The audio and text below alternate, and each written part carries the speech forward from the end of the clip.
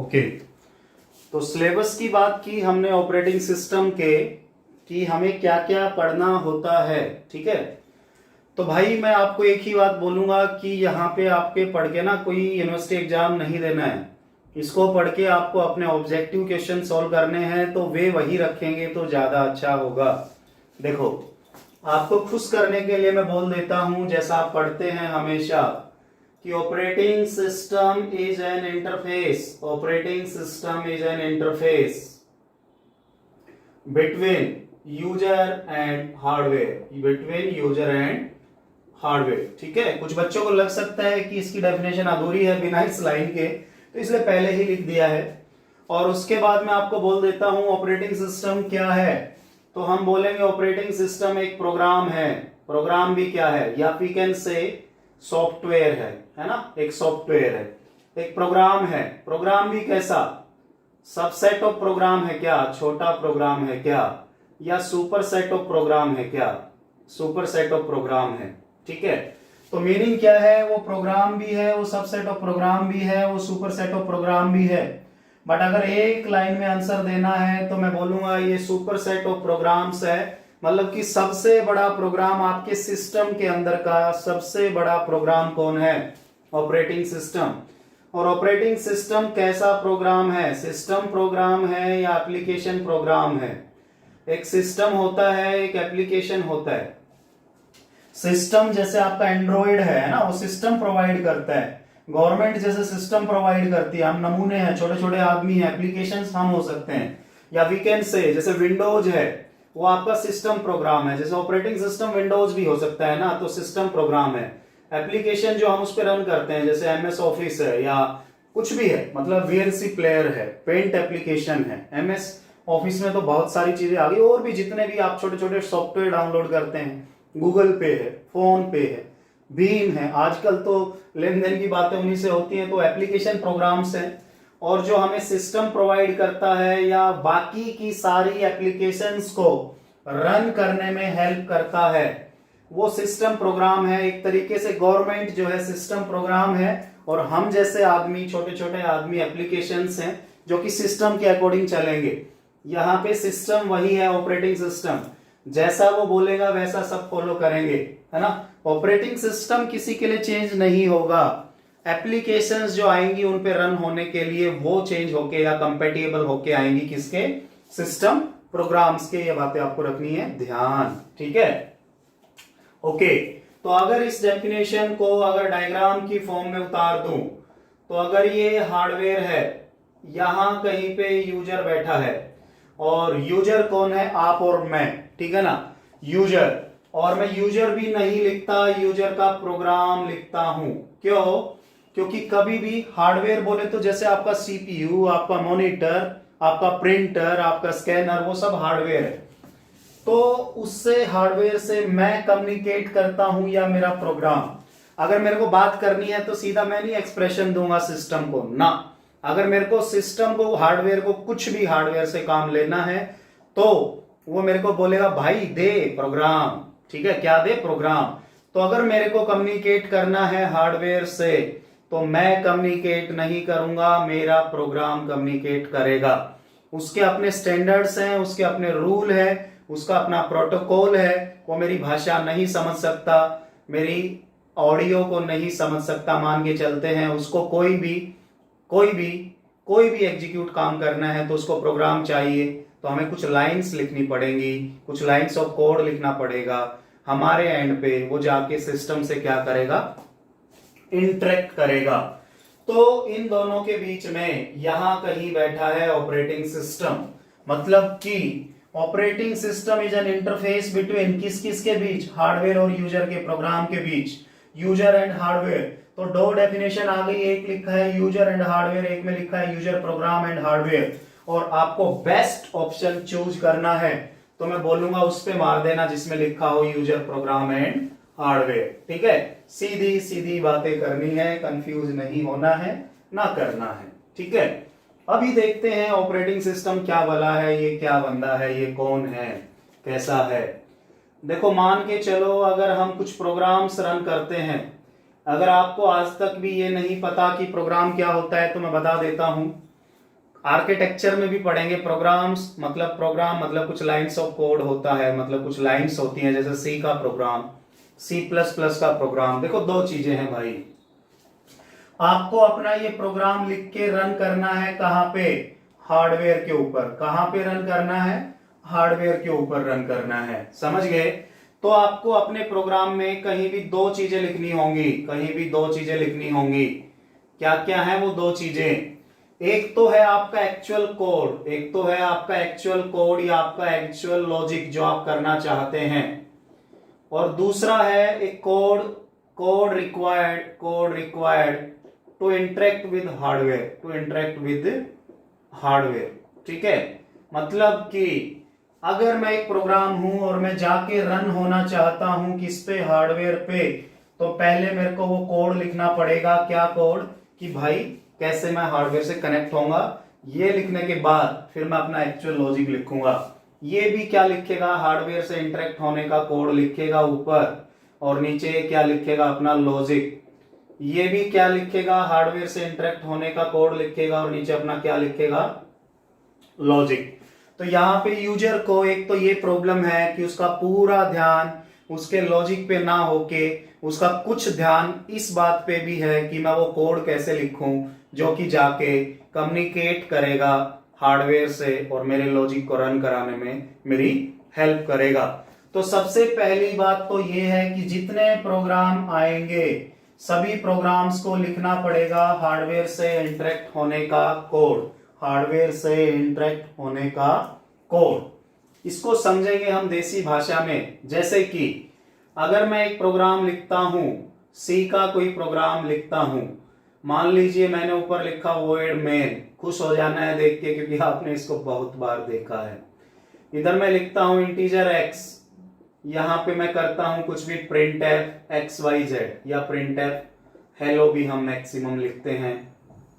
तो देखो क्या होगा, ये एक प्रोग्राम है, ये एक प्रोग्राम है। तो यहां पे printf का मतलब है राइट करना। क्या है printf का मतलब, printf का मतलब है राइट करना, और राइट भी किसके ऊपर करना, मॉनिटर के ऊपर। राइट भी किस पे करना, मॉनिटर के ऊपर जाके xyz प्रिंट करना है। और मॉनिटर आपका क्या है, हार्डवेयर। मॉनिटर आपका क्या है, हार्डवेयर। तो मेरा जो प्रोग्राम है उसको हार्डवेयर से इंटरेक्ट करना पड़ गया ना, तो मेरा प्रोग्राम और हार्डवेयर के बीच में आएगा ओएस, मतलब यहां पे दिखना चाहिए बीच में मेरे को ओएस। देखो होगा क्या, प्रिंटफ का इंटरनल मीनिंग है राइट, और प्रिंटफ जैसे ही मैंने लिख दिया तो मतलब मीनिंग एक ही है कि मुझे मॉनिटर की जरूरत पड़ेगी अपना ये डेटा लिखने के लिए, और मॉनिटर यहाँ पे हार्डवेयर है। तो कुल मिला के मैं बोल सकता हूं कि इन दोनों के बीच में, मतलब मॉनिटर और मेरे प्रोग्राम के बीच में जो एक्ट करेगा वो कौन एक्ट करेगा, ऑपरेटिंग सिस्टम करेगा। और ऑपरेटिंग सिस्टम के अंदर बहुत सारी लाइंस लिखी हैं, बहुत सारी फंक्शंस लिखी हैं, जैसे कि रीड राइट भी लिखे हुए हैं। और ये रीड राइट अपने आप में क्या कहलाते हैं, सिस्टम कॉल कहलाते हैं। मतलब कि ऑपरेटिंग सिस्टम के अंदर बहुत सारा कोड है जिसमें कुछ चीजें सिस्टम कॉल भी कहलाती हैं। सिस्टम कॉल का मतलब क्या है, ध्यान से सुनिए। अच्छा, क्या printf का सारा फंक्शन, क्या इसका एक्चुअल फंक्शन printf के अंदर है या इस राइट के अंदर है।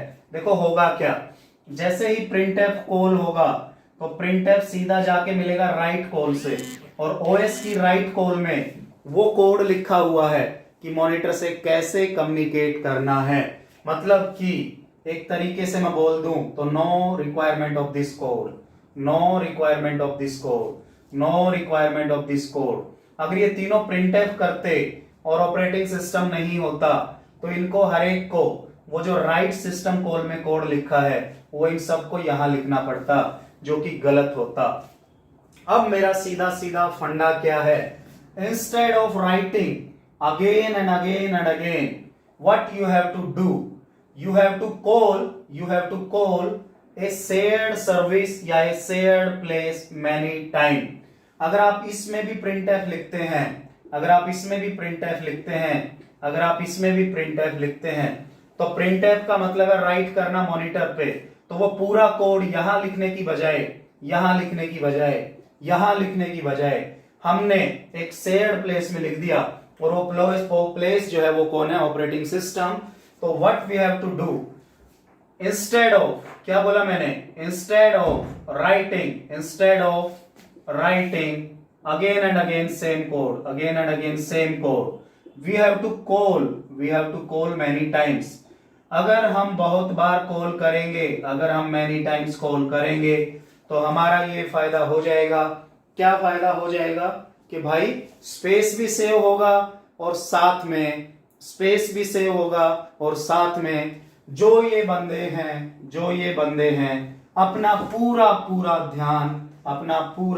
ध्यान अपने लॉजिक पे लगा पाएंगे, जिनसे उनकी एफिशिएंसी भी में भी अच्छी हो जाए। ठीक है, तो क्या प्रिंटफ का एक्चुअल फंक्शन प्रिंटफ के अंदर है, या वो फंक्शन इंप्लीमेंट करने में ऑपरेटिंग सिस्टम उसकी हेल्प करता है? तो मैं बोलूंगा यस, ऑपरेटिंग सिस्टम हेल्प करता है हमारे प्रोग्राम्स को एग्जीक्यूट करने में। ठीक है, तो इसका मतलब अगर मैं दो बातें बोलूं कि what is without OS and what is with OS. अगर ओएस है तो क्या है? ओएस है, नहीं तो क्या है? तो आप बोलेंगे अगर ऑपरेटिंग सिस्टम नहीं होता तो सबको हार्डवेयर से इंटरेक्ट करने का कोड लिखना पड़ता। What is the meaning? ये एक तो लॉट ऑफ टाइम टेकिंग हो जाता, स्लो हो जाता, और साथ में वी कैन से इनएफिशिएंट हो जाता। अगर ओएस है तो स्पेस का भी फायदा हुआ, सिस्टम भी फास्ट हो गया, कहने का मतलब है एफिशिएंट हो गया। तो ऑपरेटिंग सिस्टम हम क्यों यूज करते हैं? क्योंकि हमें फास्ट होना है, हमें स्पेस कम से कम रिड्यूस करना है, ज्यादा से ज्यादा रिड्यूस करना है, और हमें हर प्रोग्रामर को बोलना है भाई मैं मार्केट में अवेलेबल हूं, तो अपने कोड पे ध्यान लगा, अपने लॉजिक पे ध्यान लगा, आ जाना, मेरे को खरीद के लेके जाना, अपने सिस्टम में डाल लेना, तेरे को हार्डवेयर इंटरेक्शन की कोई भी टेंशन नहीं लेनी है, क्योंकि तेरा ध्यान अगर यहाँ पे लगेगा तो रिजल्ट्स अच्छे आएंगे, एफिशिएंट एग्जीक्यूशन हो जाएगा, बहुत अच्छा होगा। अगर आपको ये बात समझ आई है तो मैं बोलता हूं वही बात हो गई ना मेरे भाई। अगर घर में एक ही आदमी हो, मेरे घर में कोई रिश्तेदार आया, मेहमान आया, गेट भी मैं खोलूंगा, चाय भी मैं बनाऊंगा, हालचाल भी मैं पूछूंगा, गेट तक ड्रॉप भी मैं करूंगा। पर अगर वही घर में 4 आदमी है तो अलग अलग रहेंगे, उसकी हेल्प करने के लिए, उसके लिए इंटरेक्ट करने के लिए, तो अच्छा रहेगा। ठीक है ना? तो मीनिंग सीधा सीधा है कि हमने बोला है कि कोई भी यूजर प्रोग्राम हमेशा किसी भी स्टेटमेंट से जनरेट करता है क्या? System call. और जो किसकी होती है? ऑपरेटिंग सिस्टम की। तो सिस्टम कॉल को अगर मैं डिफाइन करूं तो मैं क्या बोल सकता हूं? It is the request made by user program. कौन रिक्वेस्ट करेगा इसके लिए? प्रोग्राम। किसका? यूजर का। To get any kind of service, either वो कुछ भी हो सकता है, प्रिंटर, स्कैनर, डिवाइस, ये वो XYZ कुछ भी। जैसे यहाँ पे मैं प्रिंटर लिखा था, तो अगर मैंने प्रोग्राम लिखा तो वहां पे कुछ लाइंस ऐसी होंगी जिनको हार्डवेयर की जरूरत पड़ेगी, तो वो जाके वो शेयर्ड जो प्लेस है उसकी हेल्प लेंगे। वहां से कुछ कॉल्स हैं, जैसे राइट है, तो सिस्टम कॉल अगर आपको डिफाइन करना है तो आपको एक ही बात बोलनी है। क्या? आपको एक ही बात बोलनी है कि system call is an request made by user program to get any kind of service. तो आप एक ही बात यहां पे बोल सकते हैं, व्हाट इज ऑपरेटिंग सिस्टम। तो मैं बोलूंगा, अगर अभी भी कोई वेट कर रहा है कि मैं बता दूं व्हाट इज ऑपरेटिंग सिस्टम या what is the definition of operating system, तो भाई ये नाइंसाफी होगी। क्यों? इतना सब बताने के बाद भी नहीं समझे तो फिर क्या फायदा डेफिनेशन रटने का? आने के भी चांस कम है डेफिनेशन। तो मीनिंग वही है, सीधा सीधा है कि instead of writing same code again and again in every programme, you have to write that shared code at some one place and you have to access that place again and again from every program. This is the benefit of using operating system. ठीक है? Done. सीधी सीधी बात है। सबसे पहला point जो हमने पढ़ा है वो एक पॉइंट हमने क्या पढ़ा है? इंटरफेस है। किस किस के बीच की? यूजर एंड हार्डवेयर के बीच की, not user and hardware but user, program and hardware. कोई भी बात सीधी सीधी क्लियर रहनी है दिमाग में, समझ गए? बिल्कुल समझना भी चाहिए। नंबर 2, अगर मैं बोल दूं कि ये रिसोर्स एलोकेटर भी है, कौन? ऑपरेटिंग सिस्टम, तो गलत नहीं होगा। और रिसोर्स एलोकेटर की भी अगर मैं बात करूं तो रिसोर्स भी दो तरह के होते हैं, जैसे हार्डवेयर टाइप रिसोर्स भी होते हैं, सॉफ्टवेयर टाइप रिसोर्स भी होते हैं। हार्डवेयर टाइप में जैसे हम लिख सकते हैं प्रिंटर, मॉनिटर, स्कैनर, ये सब। और सॉफ्टवेयर में मेनली आती हैं आपकी फाइल्स, ठीक है?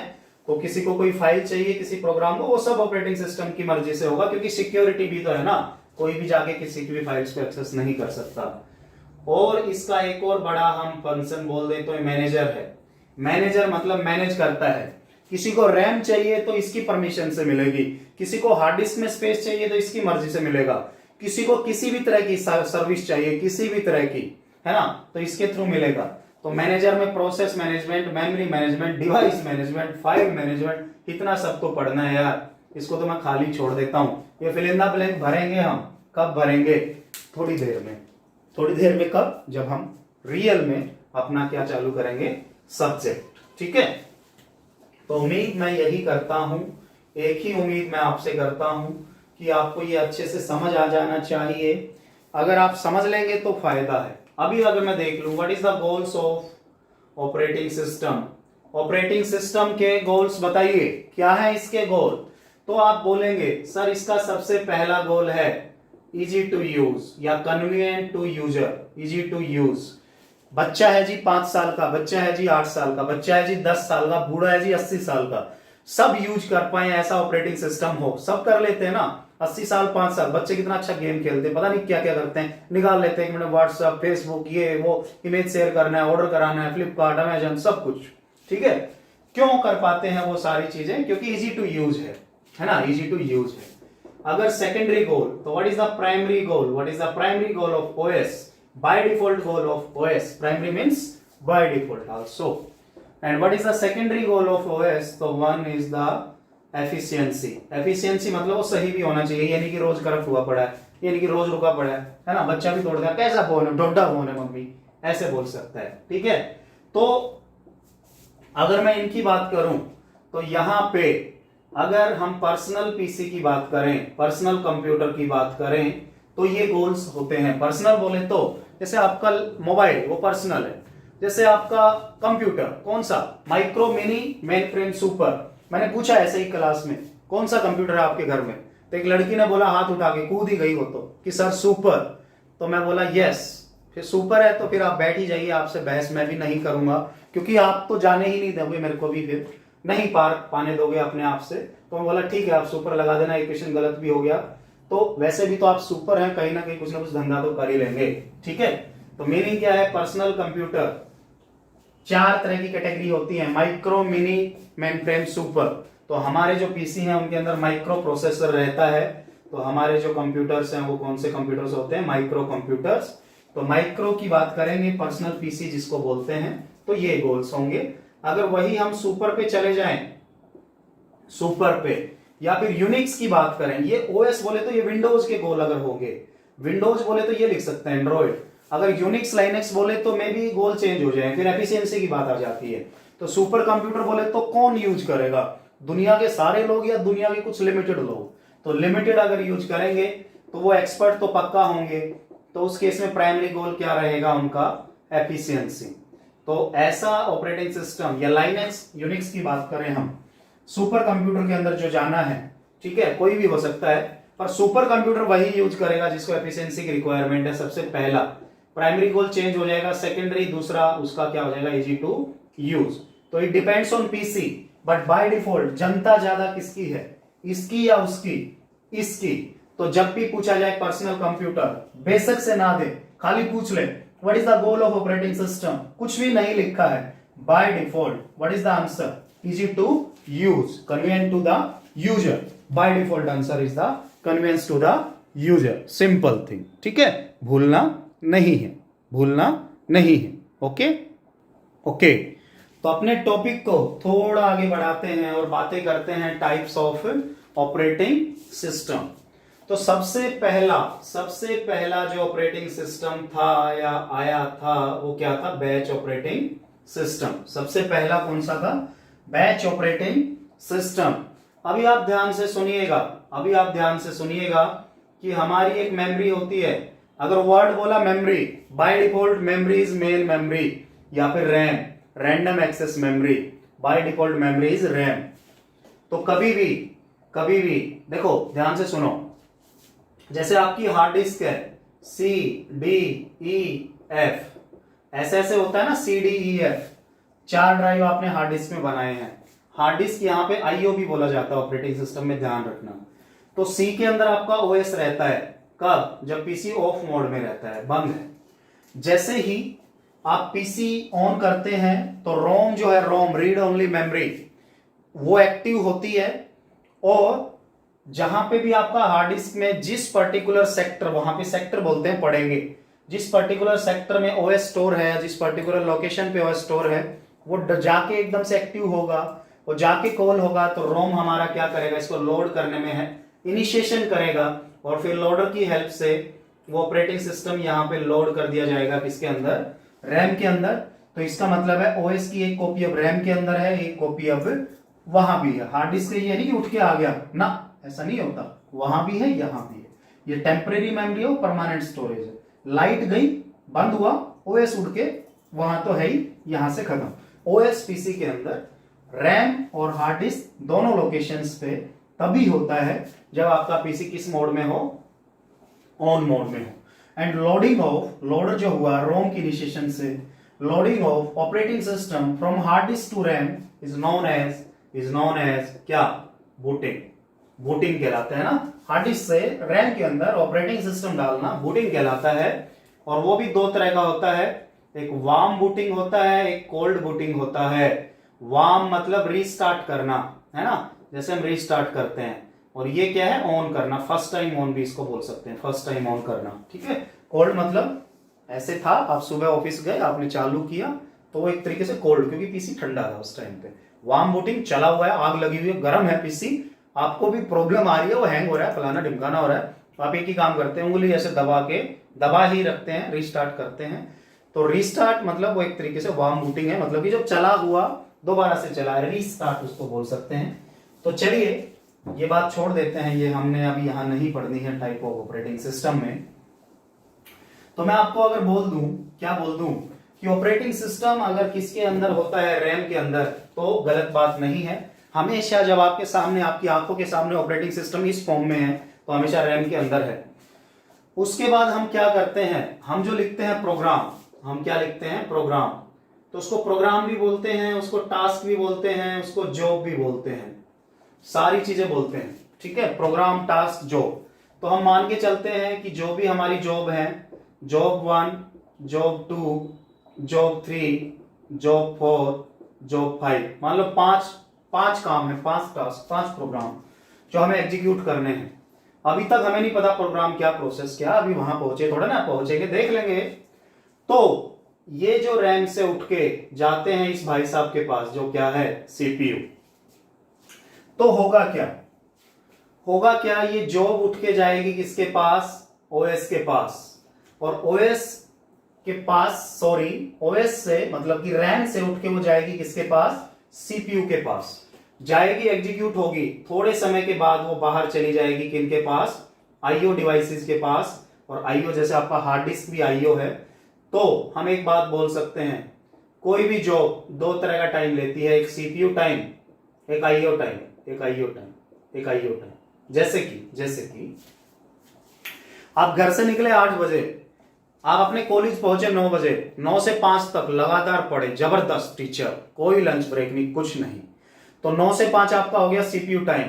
फिर 5 से 6 आप घर आए, IO टाइम क्या है? 8 से 9, 5 से 6। मतलब कि जो 8 से 6 अगर मैं देखूं, तो एक तरीके से 8 से 6 घंटे उधर, 4 इधर, 10 घंटे आपका टोटल टाइम है। उस 10 घंटे में से 8 घंटे CPU टाइम, मतलब जो आपने पढ़ा, और 2 घंटे आने जाने का टाइम। तो कोई भी जॉब कभी भी सीधा CPU के लिए रेडी नहीं होती, कुछ IO लेती है, CPU लेती है, IO लेती है, CPU लेती है, आईओ लेती है, ऐसा चलता है by default. IO CPU IO CPU IO ऐसे चलता है। क्यों? क्योंकि आप घर से चले, सेंटर पहुंचे, पढ़ाई की, लंच हुआ, वो फिर से आईओ टाइम, बाहर गए कैंटीन में खाना खाना के आके। असली टाइम सीपीयू मतलब जब टीचर पढ़ा रहा है, टीचर के सामने बैठने का टाइम, वो भी जब वो पढ़ा रहा है। ठीक है, तो सीधी सीधी बात है।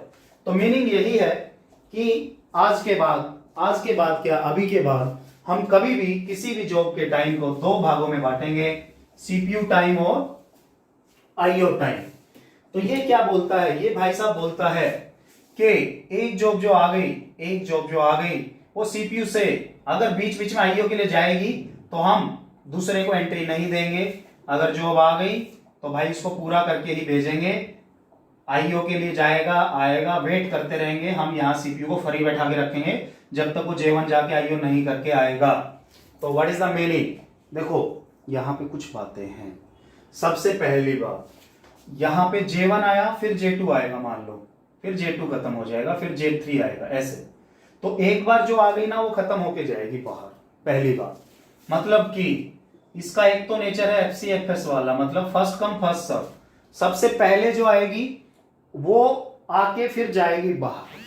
मतलब कि आना है जाना है, आना है जाना है, आईओ वाईओ फलाना ढिमकाना बीच में करेगी। नंबर 2, एग्जीक्यूशन होगा यहाँ पे सीरियल टाइप का, जैसे कि J1 J2 up to sworn J5, ऐसे चलेगा सीरियल में, कंकरेंट नहीं होगा। नंबर 3, सीपीयू फ्री बहुत रहता है, सीपीयू की आइडलनेस मोर है, सीपीयू की आइडलनेस मोर है, क्योंकि सीपीयू ने एक जॉब को लिया, बोला भाई तू आईओ के लिए जा, काम करके आ, मैं खाली हूं, फ्री हूं, तेरे लिए वेट कर रहा हूं। तो थ्रूपुट होगी डिक्रीज, थ्रूपुट होगी क्या? डिक्रीज, थ्रूपुट होगी क्या? डिक्रीज। थ्रूपुट क्या है? थ्रूपुट का मतलब है number of jobs executed per unit time, number of jobs executed per unit time, number of jobs executed per unit time. पर यूनिट टाइम मतलब नीचे ध्यान से सुनो, एक x है, एक y है, 1 घंटा इसके पास है, 1 घंटा इसके पास है, इसने 5 जॉब कंप्लीट की, इसने 10 जॉब कंप्लीट की। टाइम फिक्स है। क्या फिक्स है? टाइम फिक्स है। ज्यादा किसने किया? y ने किया। तो थ्रूपुट अच्छी किसकी है? y की अच्छी है। इसकी थ्रूपुट अच्छी क्यों नहीं होगी? अरे मैं क्या करूं, मैं मजबूर हूं। आसान टॉपिक है, कितनी बार पढ़ाऊं, मैं खुद ही बोर हो जाता हूं, इसलिए थोड़ा इंटरेस्टिंग बना रहा हूं, तेज तेज बोल रहा हूं, माफ कर दीजिएगा इस चीज के लिए। आप कभी किसी को लगे कि फालतू हवा में आ रखा है, ऐसा कुछ भी नहीं है, सिंपल चीज है, सिंपल तरीके से समझ लो। Number of jobs executed per unit time का सीधा सीधा मतलब है जो ज्यादा करेगा, टाइम कांस्टेंट है, टाइम फिक्स है, वो अच्छा है। तो इसकी थ्रूपुट पक्का बेकार होगी। उसका एक ही कारण है कि भाई जब सीपीयू फ्री बैठेगा तो भाई आईओ फ्री तो बहुत हो गया, तो कहां से फास्ट हो जाएगा? नहीं होगा। तो इससे रिलेटेड बहुत सारी चीजें आप जोड़ सकते हैं। जैसे कि मैं बोल दूं ये स्लो होगा फास्ट होगा, तुम बोल दो स्लो, अरे पॉइंट कितने जोड़ लो यार, मेरे से क्यों जुड़वा रहे हो? नंबर 6, ये सारी बातें तो हो गई। परफॉर्मेंस बेकार होगी, परफॉर्मेंस वर्स्ट होगी। कितने पॉइंट बना लो, कितने पॉइंट तुम्हारी मर्जी, भरते जाओ, ठीक है। नंबर 7 अगर बात करें तो देख लो, अगर एक आधा और पॉइंट रह गया तो एफिशिएंसी की भी अगर हम बात करें तो एफिशिएंसी भी हम लेस बोल सकते हैं, क्योंकि एफिशिएंसी वैसे अगर देखा जाए तो मैं बोलूंगा कि एफिशिएंसी अगर दूसरे सिस्टम की रेस्पेक्ट में करेंगे ना तो फिर मतलब एफिशिएंसी वैसे ना पर यूनिट टाइम के हिसाब से डिसाइड नहीं कर सकते। एफिशिएंसी वैसे एरर के ऊपर डिपेंड होता है कि जैसे आपने 50 क्वेश्चन किए तो 50 में से 30 ठीक है आपके, 50 में से 40 ठीक है उसके, है ना। तो इसका मतलब एफिशिएंट कौन हुआ? 40 वाला। तो यहाँ पे एफिशिएंसी ना लगाएं, क्योंकि एफिशिएंसी वर्ड क्या है ना, वो इसको आपको गलत डायरेक्शन में ले जाएगा। क्यों? क्योंकि गलत ठीक की बात यहाँ हम नहीं कर रहे हैं। और बैच ऑपरेटिंग सिस्टम 1970s की बात है, सबसे पहले इन्हीं का उदय हुआ था। IBM ने अपना एक ऑपरेटिंग सिस्टम दिया था जिसका नाम OS/2 था। तो फर्स्ट बैच ऑपरेटिंग सिस्टम था, उसका एग्जांपल ये दे दें, किसने? IBM ने। कब? 1970 में। और साथ साथ इसमें एक चीज और आप लिख सकते हैं कि ये नॉन प्रिएम्प्टिव एग्जीक्यूशन भी है। नॉन प्रिएम्प्टिव का मतलब है, नॉन प्रिएम्प्टिव और प्रिएम्प्टिव दो चीजें पाएंगे आप। नॉन प्रिएम्प्शन मतलब नहीं छीनता है कोई किसी से सीपीयू, छीनने की बात आएगी सीपीयू के रेस्पेक्ट में, देखो नो प्रियम्पशन मतलब नहीं छीनेगा कोई भी किसी से, प्रियम्पशन मतलब छीनेगा कोई किसी से। नो प्रियम्पशन मतलब कोई नहीं छीनेगा किसी से, प्रियम्पशन मतलब छीनेगा कोई किसी से। तो ये तो बंदा इतना भाई इतना शरीफ है, वो तो छीनना क्या, वो तो भाई कंप्लीटली डिवोटेड है एक ही को। भाई तू है तो तू मेरा मालिक, तू है तो तू मेरा मालिक, ऐसे है ऐसे है ऐसे। आप पढ़ते जाएं करते जाएं, करेंगे तो अच्छी बात है, आपको समझ आएगा, आप पढ़ेंगे तो मजा भी आएगा। ठीक है, बैच ऑपरेटिंग सिस्टम से रिलेटेड कुछ बातें मैंने आपको बोल दी हैं। ठीक है, और आगे आप जब बढ़ेंगे दूसरे ऑपरेटिंग सिस्टम्स की तरफ तो हम इसी से कंपेयर करते हुए चलेंगे, जिससे जिससे में भी आपको थोड़ा और अच्छा बेनिफिट हो जाए। ठीक है, देखते हैं, बात करते हैं टाइप नंबर 2 ऑपरेटिंग सिस्टम की। ओके, करते हैं बात उसकी नेक्स्ट वीडियो में, नंबर 2 ऑपरेटिंग सिस्टम की देखते हैं।